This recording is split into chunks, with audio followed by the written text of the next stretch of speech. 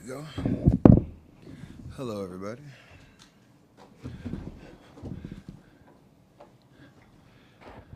Steph, I don't want to start with anything hugely tricky to answer, but just knowing that there's still fluctuation in this roster, knowing that we don't know when or if Jonathan's going to be coming in, just what's the mentality? What you talk amongst yourselves, like, hey, here's how we have to deal with this right now, or is it so natural that you have to have those discussions amongst yourselves? No, we talk about it for sure. As the leaders on the team, you got to acknowledge what's going on. Don't make it more than what it is, other than a team trying to figure out the situation that's in front of us and the challenge that's in front of us. Knowing JK's situation, knowing the new faces that we're adding to the roster, like we talk about it every year going into a training camp of what it's going to take for that particular team to win. This is a little different just because you have a guy that's trying to figure out his situation, and we respect that process, and it's going to play out. And when he's here, ready to work, like we expect him to be locked in on doing what he needs to do to help us win. So all those things you acknowledge, and you look forward to doing what we do as players and going out there and hooping. Like that's what it always boils down to, no matter how you get there. Hey, Steph. Good seeing you again. Tell me, in the offseason, you went to a couple of Valkyries games. What was that like as far as getting to see the fans in a different perspective? And I think you mentioned even yourself that you guys normally are the base team, but now you have a sister team to root on. It was awesome. I think they probably surprised a lot of people with the way that they played and the level that they were winning and making the playoffs in the first year. But the vibe and the atmosphere in here was awesome. I was traveling a little bit more than I thought, so I didn't get to as many games as I wanted to. But it was such an exciting experience from the whole family. It was definitely a different vibe than normal Chase Center that we're used to when we play, and that's a great thing. The summertime energy with a different product out there on the floor was great. So hopefully they are going to kick it up another notch next summer. Were you able to adjust at all as a different kind of environment, given kind of that energy that they brought? No, I think it's exactly how it's designed, which is perfect. Steph, good to see you. What's up, Nick? How you doing? Good. When you have talked to Jonathan recently, what's the message you're trying to get across to him? Negotiations are hard. We all know that. The idea of everybody's situation is a little different. Everybody can come up with whatever narrative they want to. It's how business kind of goes. Some things are pretty straightforward. Some things aren't. This is definitely in the aren't conversation or category. But when he comes and he's here, he should be a professional and do exactly what he expects to do and take advantage of his opportunities to help us win. Like everybody who's in the locker room, that's what you're committed to do. And so I don't have any concerns that he'll approach it that way, and that's what we expect. Steph, you're approaching a decade since your unanimous MVP season, and you're still playing at a very high level. How have you been able to evolve your game to sustain that level of production? Just the work you put in, the love of the game, being around great people in this organization, and still keeping winning as the priority. And I'm blessed to still hopefully be in that situation for a couple more years. Steph, how you doing? Doing great, Ron. How you doing? Good, thanks. This is your 17th year. I think you've said many times 16 was the goal because of your dad. What's the significance of that to you? And kind of piggybacking on the previous question, how has your off-season conditioning evolved as you've gotten into your mid and now sort of late 30s? I read something about it's more data-driven. How have you sort of changed the way you prepare for seasons? The second question I answered first, just because it's evolved based on trying to be more efficient with the work that you get in and more intentional about how each day is kind of designed on court, off court. Probably the first decade was more on court than off court, and that's actually flipped now, where it's probably 60-40 off court to on court percentage now, and even that is, like you said, data driven on heart rate stuff, foot strikes, how long you're on your feet, like all those type of things that help monitor the output that you have over the summer, so that you're working smarter and coming into camp fresh, knowing that there's still a little bit of building to go. That's what training camp's for, but that I'm in pretty good shape where you're not putting your body through any type of unnecessary stress with that transition from off season to in season. And that's been fun to kind of try to figure out on the fly. And one unrelated question, Jimmy being here from the start of training camp, obviously a much different scenario than what happened last year. Obviously that helps you guys. In what ways does it help? How significant can that be to have him right from the start? I think first it helps him just as a human being, as a player, to have something that he knows, a situation he knows, based on how last year ended, how we do things, what he can help and continue to help us do at a high level. But then just have that clarity coming in, where we can have the conversations that we were having, in a very short span after the trade last year.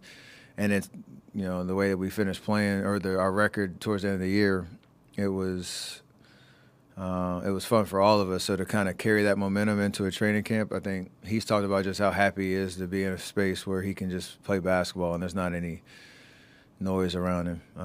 I think that's refreshing for him, and then that should carry over to our prep as a team. Are you comfortable with how the roster, I guess I'll say, is going to look, and the process to get there?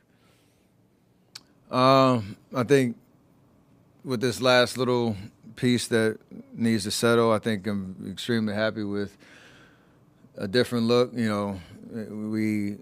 We're just trying to carry the momentum that we had from last year. Understanding getting through an 82-game season is the challenge for every team, but especially a veteran team. But the way that we finished and the record that we had, and obviously before I got hurt during the second round, like, we were a relevant threat, and I think we've gotten better. It's tough to lose Loon, like it was a big deal, knowing what he meant to our franchise.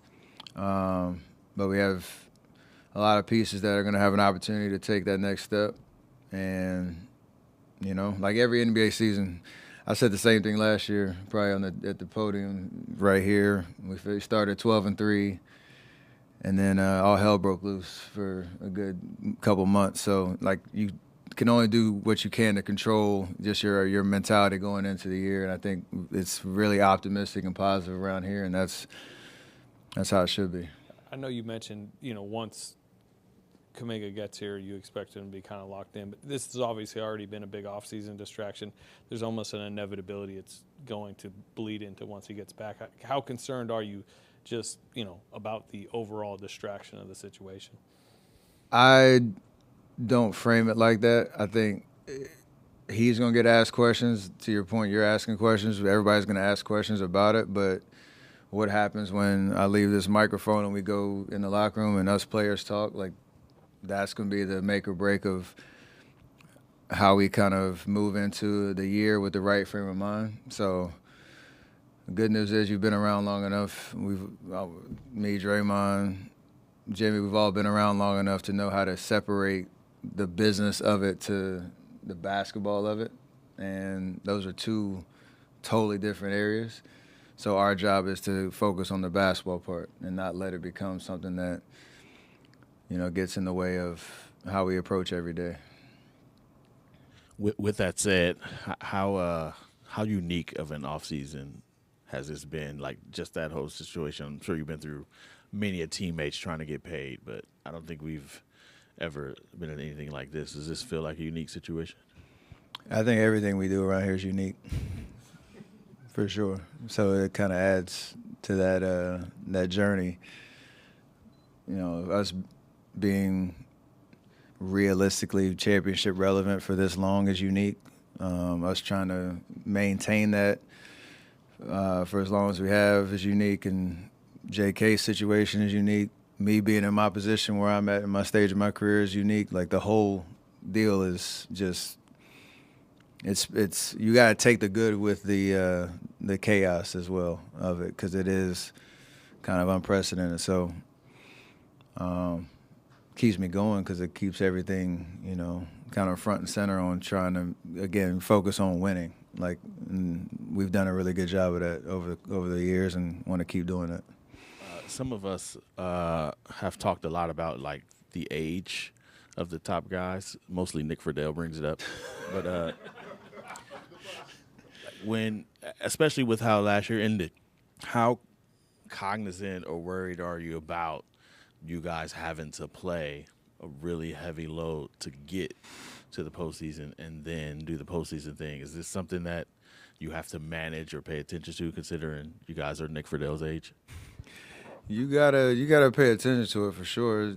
Acknowledge what makes your team, what character it has to obviously play. Have the expectation that we're gonna be capable of beating everybody and anybody on any given night. But to your point, the endurance of 82.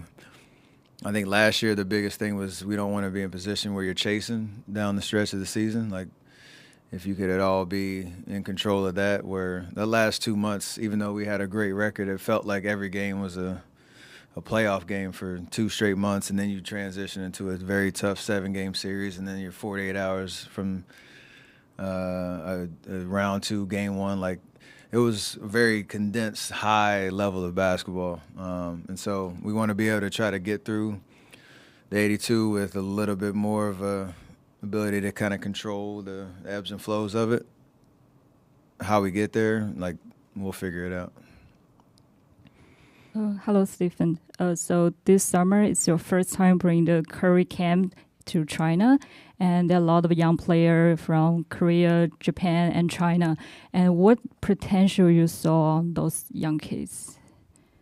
More than like specific potential of specific kids, just the idea of basketball at a high level around the world is continuing to grow. The skill level is, and the excitement around the game is really special, and I was happy to kind of experience that in Chongqing this year, and have something that I've done here in the States for a very long time with the Curry camp and bring it over there. So basketball's at an all-time high, not only from an awareness and fandom perspective, but from kids who are playing and really taking it seriously and working on their game. So it's great to see. Steph, hey, in terms of your off-season, you talked about the high-level, condensed high-level basketball you played. How long did it take for the frustration of the way it ended to kind of go away for you? And also, how was this off-season? Last summer, you played a lot of very intense basketball. Was this a more rejuvenating or relaxing off-season after that disappointment? I don't think I'm over that disappointment, because you always wonder, what if, like, had I not gotten hurt, had we won one more game in that second round and give me a chance to come back, had we not been chasing the last 2 months. Like, you always, as a player, you always think about that type of stuff. So, and it motivates you to understand what you can do this year to put yourself in a better position. So I think I'm still carrying that, which is, I think, healthy and a good thing. And this summer it's always chaos around my schedule and all that, but it was really fun and rejuvenating to be able to work in your game, do the stuff that I want to do and need to do off the court. I have 4 kids running around, so it's crazy. And just enjoying myself, but also looking forward to today and this new year, because I know I don't have many more in front of me in that respect. So I'm excited to give everything I got to what's in front of me this year. To go back to the idea of separating basketball and business, that is like something that's pretty relevant to Jonathan right now. When his agent comes out and says, if we get the contract we want, we'll be committed to doing everything we can to win a championship. What is your reaction to something like that and the idea of like conditional commitment?